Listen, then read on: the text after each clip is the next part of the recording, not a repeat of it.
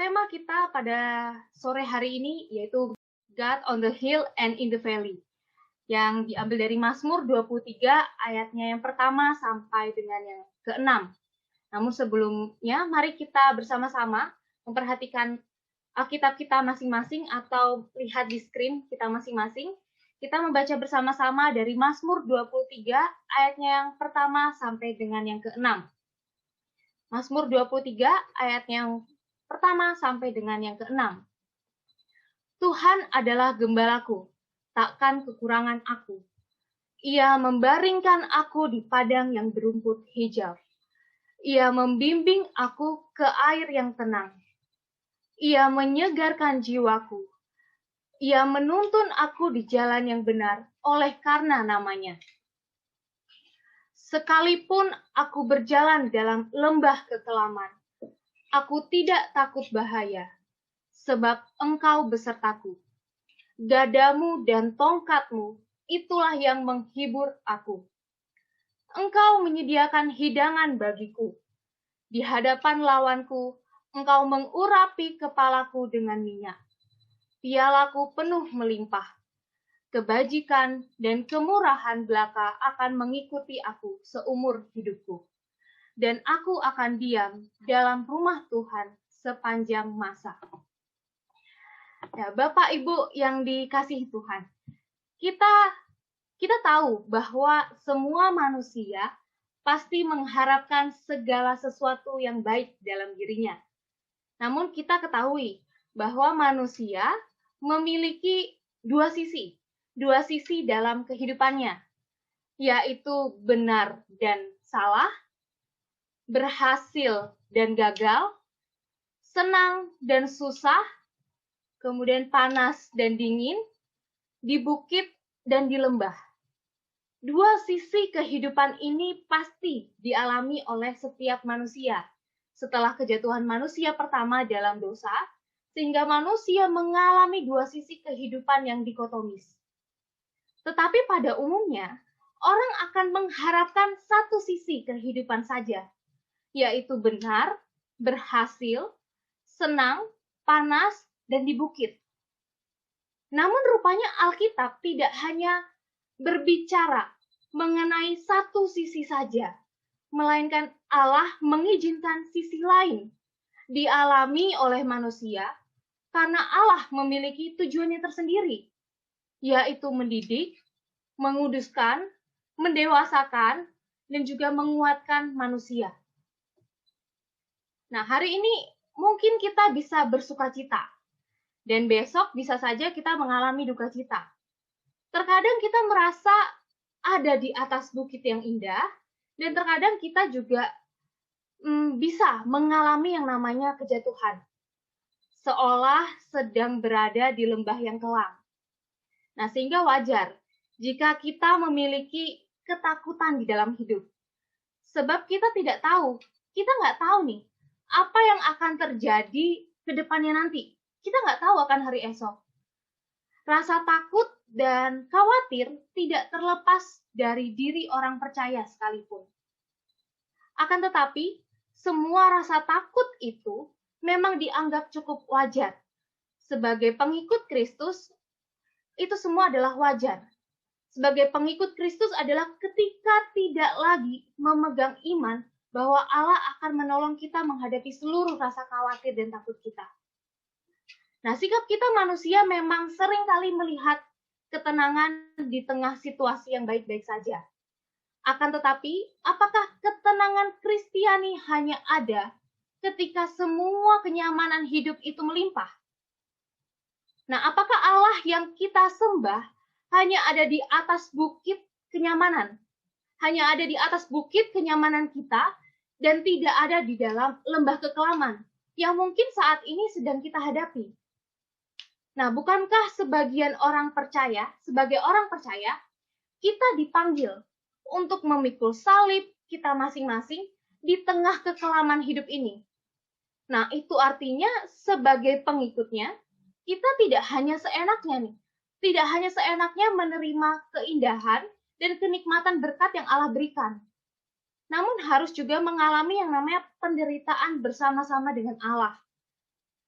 Namun penderitaan yang kita hadapi bukan saja penderitaan yang ditawarkan oleh dunia, namun juga kedagingan kita yang seringkali berusaha untuk hidup seperti manusia lama, yang penuh dosa.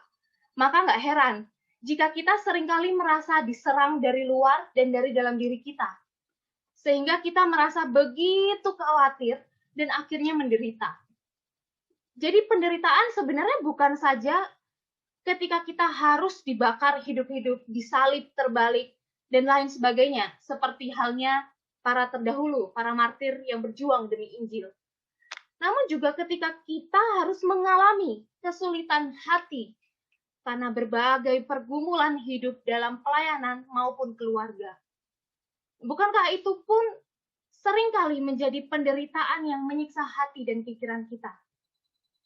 Nah, berkaitan dengan penderitaan atau lembah kekelaman kehidupan dalam Perjanjian Lama, Raja Daud sendiri juga mengalami berbagai penderitaan hidup.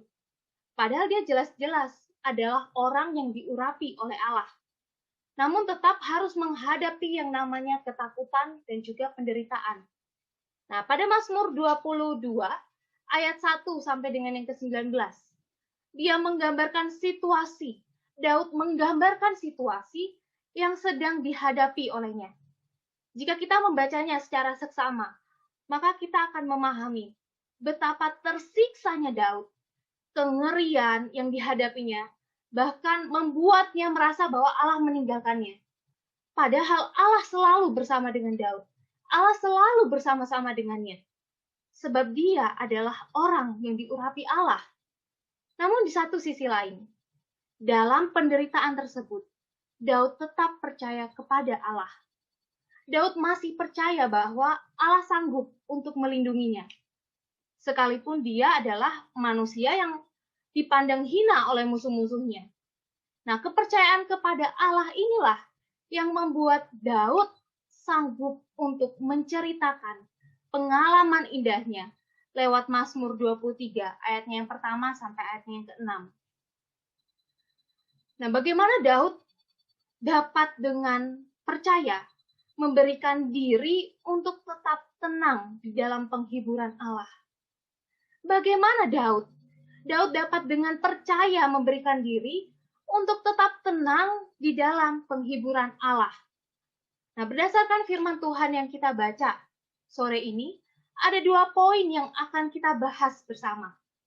Poin yang pertama ialah mengakui Allah sebagai gembala, yaitu ayat yang pertama sampai dengan ayat yang ketiga.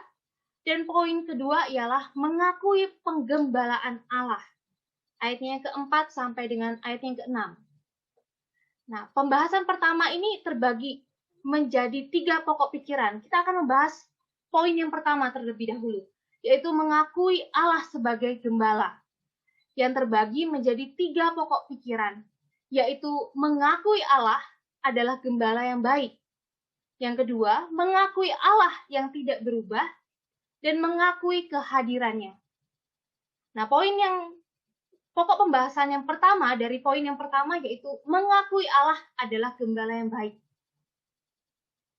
Nah, di tengah Mazmur yang penuh keluh kesah, Mazmur ini menjadi kesaksian Daud bahwa Tuhan tetaplah gembala yang baik. Nah, ini menunjukkan bahwa Daud begitu mengakui bahwa Allah adalah gembala yang baik. Dia bahkan menceritakan bahwa Allah adalah gembalanya. Nah, jika kita perhatikan teks Alkitab kita masing-masing, Allah dianalogikan sebagai gembala, dan Daud dianalogikan sebagai domba. Nah, hubungan antara domba dan gembala dalam konteks orang Yahudi pada waktu itu sangat relevan dengan konteks Daud yang menganalogikan Allah sebagai gembala. Karena umumnya di Timur Tengah mata pencarian mereka adalah beternak, baik ternak sapi, domba, kambing, unta maupun kuda. Jadi mereka adalah mata pencariannya adalah yang paling utama yaitu beternak. Nah, beternak adalah bagian integral dalam kehidupan masyarakat yang di dalamnya selalu ada seorang gembala. yang memelihara dan menjaga kawanan domba ternak. Nah, konteks ini dialihkan dalam hubungan masyarakat Israel, yang dalam persekutuan masyarakat adalah pembinaan dan pengamanan yang dilaksanakan oleh seorang pemimpin yang dikontekstualisasikan kepada gembala dalam kaitannya dengan tugas penggembalaan kawanan ternak. Nah, kata gembala dalam konteks perjanjian lama berasal dari bahasa Ibrani, yaitu syamar, artinya memelihara dan menjaga. Nah, bangsa Israel secara teokratis digembalakan, yaitu dipimpin, dipelihara, dan diberi petunjuk oleh Allah secara langsung. Nah, bertolak dari itu semua, maka Daud mengakui bahwa Allah adalah gembala yang memimpin, memelihara, dan memberi petunjuk bagi Daud secara langsung. Nah, pada ayat pertama sampai ketiga jelas menggambarkan bagaimana perbuatan Allah baginya, perbuatan Allah bagi Daud. Sehingga Daud tidak menggambarkan Allah sebagai diktator yang hanya memberikan sumbangan-sumbangan untuk warga miskinnya melalui perantara dan ia hanya duduk di tahtanya. Namun bagi Daud, Allah itu adalah pribadi yang turun langsung untuk memberikan pertolongan bagi Daud sesuai dengan kebutuhan Daud, sesuai dengan pada waktunya Tuhan. Nah, maka pengakuannya bukanlah pengakuan yang semu, namun pengakuan Daud adalah pengakuan yang sejati. Karena dia benar-benar menyadari bahwa Allah adalah gembala yang baik. Lewat seluruh pengalaman hidupnya, dia benar-benar mengalami kesaksian yang dinyatakan oleh Allah. Nah, pengakuan Daud mengenai Allah sebagai gembala yang baik juga sangat tepat sekali. Daud adalah pribadi yang tepat dalam menganalogikan Allah sebagai gembala. Karena Daud memahami betul nih, Daud sangat memahami betul hati dan peran seorang gembala. Daud pun dulu adalah gembala, menggembalakan kawanan domba. Dan bagaimana dia berperan memimpin domba-domba ke air yang tenang, mengantarkan domba-domba ke padang rumput yang hijau, dan bagaimana dia menyerang hewan-hewan buas. Semua itu adalah pengalaman Daud yang menolong dia untuk menggambarkan tentang Allah. Bahwa Allah menyediakan segala yang diperlukan. Membimbing ke air yang tenang itu berkenaan dengan memberikan ketenangan jiwa. Nah, sedangkan padang rumput hijau itu berkenaan dengan menyediakan segala kebutuhan. Inilah hubungan antara gembala dan domba yang sebenarnya. Tetapi coba kita renungkan. Yang sebenarnya tidak mungkin terjadi karena domba itu adalah hewan. Dan kenapa gembala mau memiliki hubungan dengan hewan? Hubungan di sini yang dimaksud adalah hubungan yang dimana gembala sampai rela memberikan nyawanya bagi hewan. Bagi hewan, rela memberikan nyawanya. Bagi domba-dombanya. Nah, seorang gembala melawan hewan buas yang hendak menerkam domba-dombanya, padahal sebenarnya itu mengancam nyawanya. Tetapi gembala mau melakukan hal itu. Sama halnya dengan Allah. Allah dianalogikan sebagai gembala dalam teks firman Tuhan yang kita baca. Maka Daud sangat tepat menggambarkan Allah sebagai gembala yang baik. Karena Allah yang maha kuasa mau untuk menurunkan dirinya menjadi manusia, tetapi dia tidak berdosa. Bahkan Allah berinisiatif untuk mau memiliki hubungan dengan umatnya. Inilah anugerah yang kita terima. Allah mau berhubungan langsung dengan umatnya. Bapak, Ibu, dan Saudara sekalian yang dikasihi Tuhan, jika kita menyadari semua hal ini, menyadari bahwa Allah adalah gembala yang baik, kita dapat datang kepadanya, senantiasa dan merasakan penghiburan di dalamnya. Bahkan lewat kesadaran itu, kita akan mampu mengakui Allah sebagai gembala yang baik. Sehingga lewat pengakuan itu kita akan mampu berkata kepada diri kita sendiri untuk tenang di dalam Allah, di dalam dirinya, apapun kondisi yang sedang kita alami. Nah, jika kita telah membahas pokok yang pertama, yaitu mengakui Allah adalah gembala yang baik, maka pokok kedua dari poin pertama adalah mengakui Allah yang tidak berubah. Nah, bila kita memandang Mazmur 23, membandingkan Mazmur 23 dengan Mazmur 22, maka akan nampak kesungguhan Daud mengakui Allah yang tidak berubah. Karena dalam Mazmur 22 dan 23 menggambarkan bahwa keadaan hidup manusia dapat berubah-ubah. Terkadang hidup kita dapat berubah dari padang gersang berubah menjadi padang berumput hijau, dari badai bergelora menjadi air yang tenang, dari berbaring sakit berubah menjadi berbaring damai, dari jiwa yang merintih berubah menjadi jiwa yang segar, dan dari berjalan di lembah kekelaman berubah menjadi berjalan di jalan yang terang benderang. Namun di atas segala perubahan itu, Allah tidak pernah berubah. Ia tetaplah sama sebagai Allah yang maha kuasa, maha kasih, maha baik, maha kudus, maha hadir, maha tahu. Dialah penguasa atas segalanya. Dia Allah atas terang dan gelap. Allah yang menyediakan padang rumput hijau dan air yang tenang. Dia juga Allah atas lembah kekelaman dan maut. Oleh karena itu, kalimat Allah gembalaku yang baik menyatakan Allah tidak berubah. Karena walaupun kita berubah-ubah dan berada dalam keadaan kondisi berubah-ubah, seperti kita ada di padang gurun hijau dan juga lembah kekelaman, namun Allah kita tidaklah berubah. Artinya penyertaan dan pemeliharaan tidak akan pernah berubah. Maka manusia tidak boleh putus asa dan mempertanyakan Allah. Karena Allah kita tidak pernah berubah.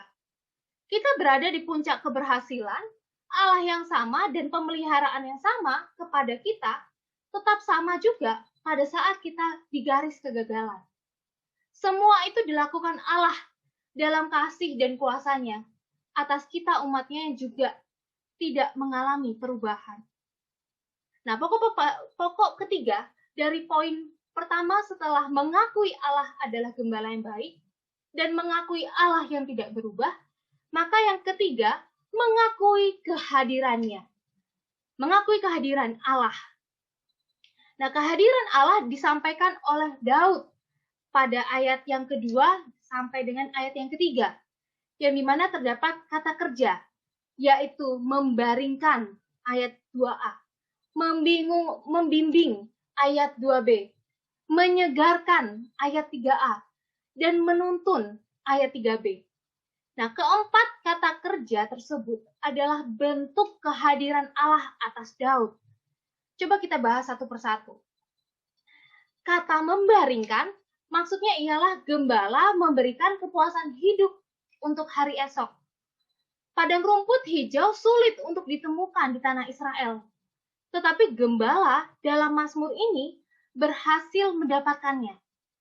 Domba itu terbaring puas, bukan saja karena telah mendapat perhatian khusus dari gembalanya, melainkan juga karena ia telah yakin bahwa gembalanya sangat mengasihi dan menyediakan segala kebutuhan hidupnya untuk hari ini dan hari ke depan.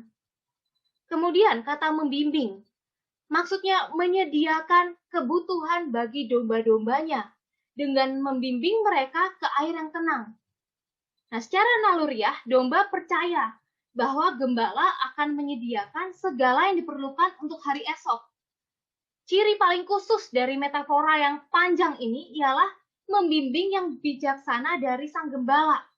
Dia membimbing ke air yang tenang untuk diminum, sehingga domba-dombanya pun puas dari segala dahaganya. Selanjutnya, kata menyegarkan, menjelaskan bahwa setelah domba-domba merasakan makanan dan minuman yang diberikan oleh sang gembala, maka domba-domba pun akan merasakan kesegaran jiwa. Nah, dalam bahasa asli dikatakan, ia membawa pulang nafasku. daya hidup yang hilang di perjalanan yang sulit. Jadi setelah domba memperoleh kepuasan hidup karena pemeliharaan dan bimbingan sang gembala, kini domba menikmati kesegaran jiwanya. Dan yang terakhir, kata menuntun menjelaskan bahwa sebagai gembala selalu bersedia dan mau menuntun domba-dombanya ke jalan yang benar. Nah, gembala juga akan menunjukkan jalan mana yang harus ditempuh.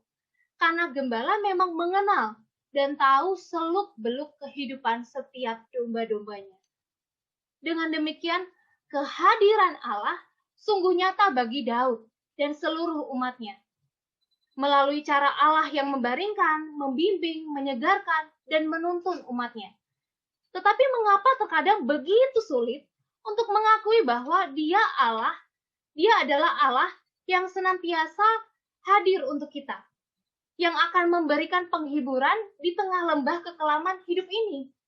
Sehingga bisa saja terkadang pengakuan kita bahwa Dia adalah Allah yang senantiasa hadir hanya sekedar pengakuan yang semu. Perkataan saja, tidak dari hati, hanya menyampaikan melalui mulut saja, Bapa, aku sungguh mengucap syukur. Tetapi semua adalah pengakuan semu atau kosong. Maka jawabannya berdasarkan kesaksian dan teladan hidup Daud adalah mungkin karena kita belum benar-benar mengalami seluruh kehadiran Allah di dalam kehidupan kita.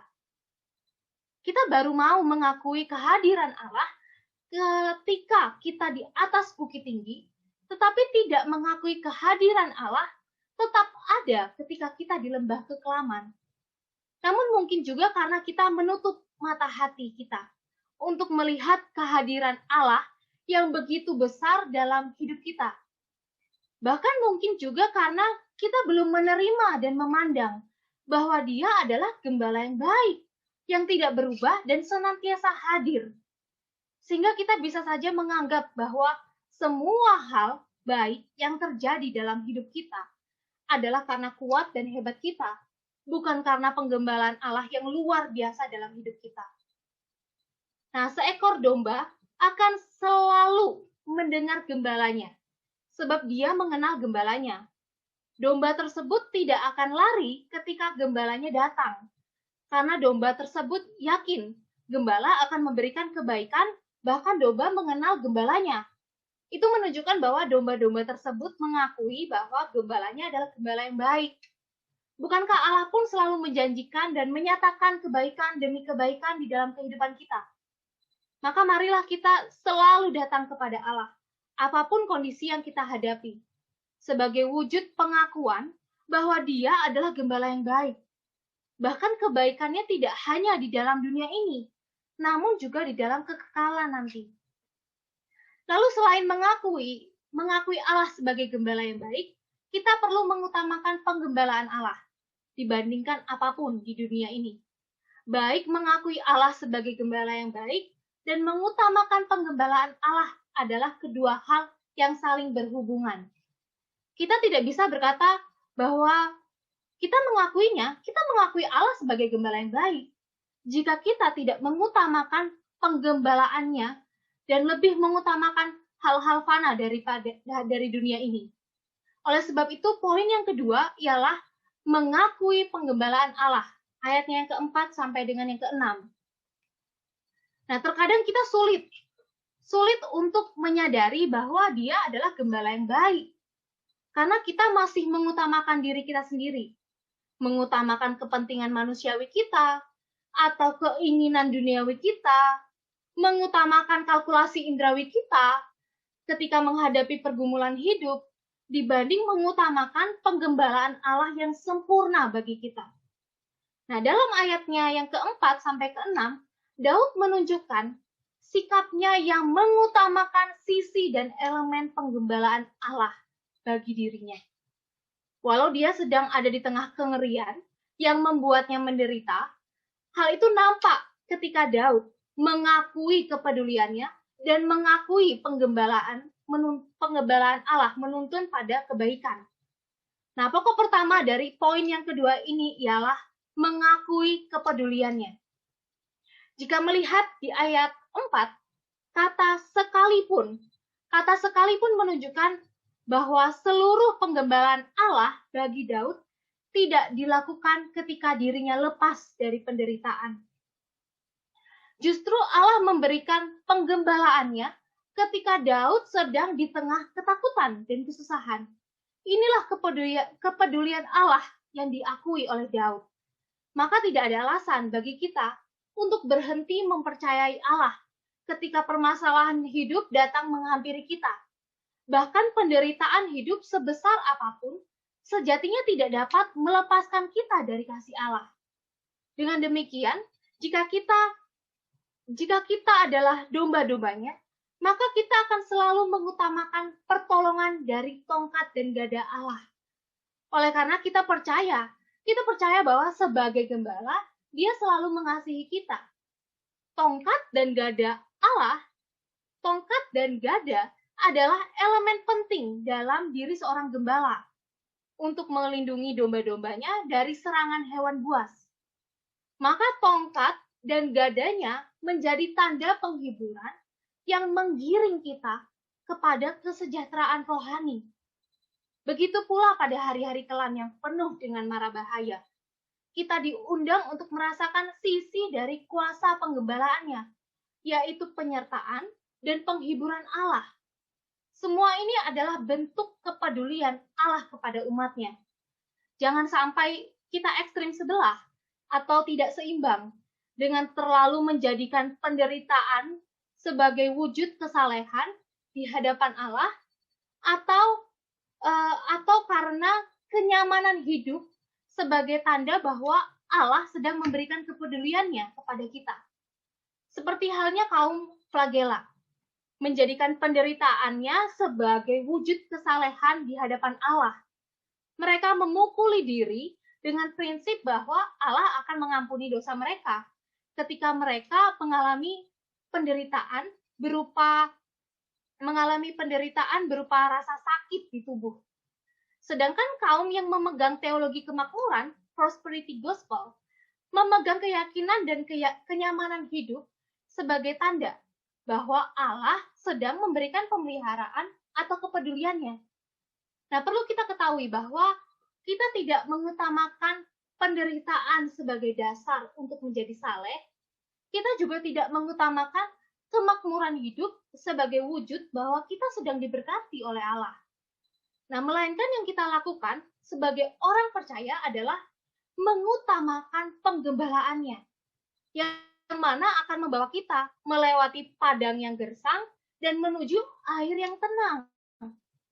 Nah, pokok pertama yang telah kita bahas bersama yaitu mengakui kepeduliannya, sudah kita bahas bersama.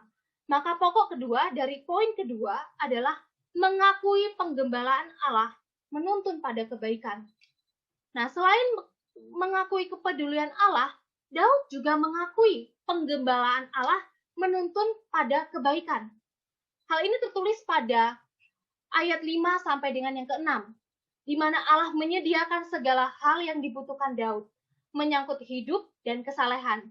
Segala hal yang penting bagi tubuh maupun jiwa, serta segala hal yang baik untuk saat ini maupun untuk kekekalan. Nah, penggembalaan Allah dirasakan Daud melalui segala hal yang Allah sediakan baginya. Bahkan ia tidak akan mengalami kekurangan. Lebih lanjut lagi, Daud mengatakan bahwa kebajikan dan kemurahan belaka akan mengikuti aku seumur hidupku. Yang berarti apa yang dijanjikan Allah kepada dirinya, yaitu kebajikan dan kemurahan, semua berasal hanya dari Allah yang akan selalu diberikan kepada Daud dimanapun dan dalam keadaan apapun, akan selalu siap sedia. Inilah janji Allah bagi umatnya, yang mengasihi dan mengakui penggembalaan Allah. Hingga di bagian kalimat terakhir, sebagai covenant Daud dengan Allah, ialah aku akan diam dalam rumah Tuhan sepanjang masa, sepanjang hidupku. Nah, biarlah ini menjadi covenant kita juga dengan Allah, sebagai umatnya, sebab siapapun yang dipuaskan dengan kelimpahan dari Allah, hendaklah tetap melekat pada kewajiban-kewajiban yang harus dilakukan dengan kelimpahannya itu. Jangan sampai kita hanya menyukai apa yang Allah lakukan atau apa yang Allah berikan kepada kita. Karena itu sama saja dengan kita menyukai atau mencintai diri kita sendiri. Namun yang harus kita lakukan adalah tetap hidup di dalamnya dan mengasihi serta menikmati segala bentuk penggembalaan Allah bagi kehidupan kita. Nah, ketika kita sedang dalam permasalahan, apakah kita masih mengutamakan Allah dengan duduk diam dan tenang di dalam doa? Atau mungkin kita akan terlebih dahulu mencari jalan keluar dengan cara pikir kita sendiri, maupun mengutamakan alternatif jalan keluar lainnya. Memang benar bahwa terkadang permasalahan yang besar dapat mendorong kita untuk mengambil tindakan sendiri tanpa persetujuan Allah. Namun bukankah itu berarti kita masih belum mengakui bahwa Dia adalah gembala yang baik, yang akan menolong tepat pada waktunya? Sehingga kita masih sulit untuk mengutamakan pertolongan rohani Allah dalam hidup ini. Nah, Bapak, Ibu, dan Saudara sekalian yang dikasihi Tuhan, jangan salahkan Allah jika kita masih sulit untuk merasakan ketenangan dan kepuasan rohani di dalam Allah. Ketika lembah kekelaman seolah menghampiri dan membuat kita menderita. Oleh sebab itu, marilah kita mengutamakan Dia di dalam hidup kita. Bukankah tongkat dan gada Allah cukup bagi kita untuk melewati problema demi problema dalam kehidupan kita? Oleh sebab itu, sebagai penutup, mengakui Allah sebagai gembala yang baik, berbicara tentang bagaimana kita harus selalu berelasi dengannya, dan menyadari pengalaman indah dari penggembalaan Allah. Lalu mengakui penggembalaan Allah menuntun pada kebaikan. Itu berarti tentang bagaimana kita menjadikan penggembalaan Allah sebagai yang terutama di dalam hidup kita, melebihi hal-hal yang sering kita andalkan di dunia ini.